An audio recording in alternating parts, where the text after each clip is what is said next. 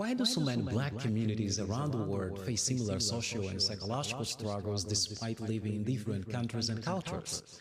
This is a question that has occupied some of the greatest black thinkers of the last century. Thinkers such as Frantz Fanon, Amos Wilson, Cheikh Anta Diop, Marcus Garvey, Kwame Nkrumah, Milka Cabral, Malcolm X, Jawanza Kunjufu, Chancellor Williams, Joy DeGruy, and many others approached this question from different angles, yet together their work offers a powerful lens for understanding the evolution of black consciousness. In his book, Black Skin, White Mask, Frantz Fanon examined the psychological consequences of colonialism.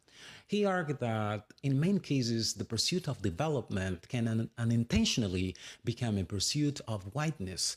This may be reflected in the adoption of social, political, economic, and cultural norms that encourage some of black people to measure success by standards created outside their own historical experience.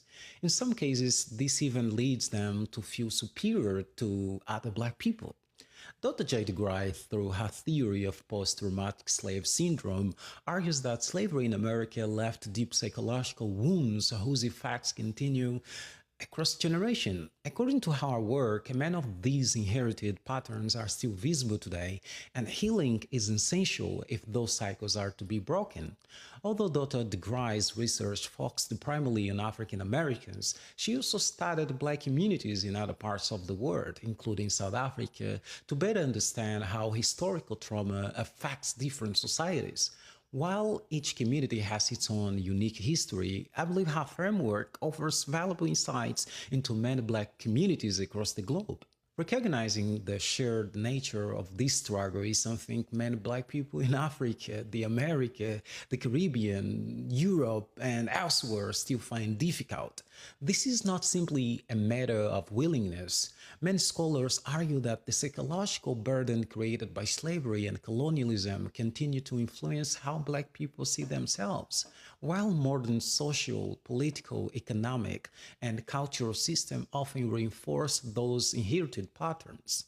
This is where Amos Wilson's work becomes especially important. He argued that colonialism and slavery did not exploit black people physically only.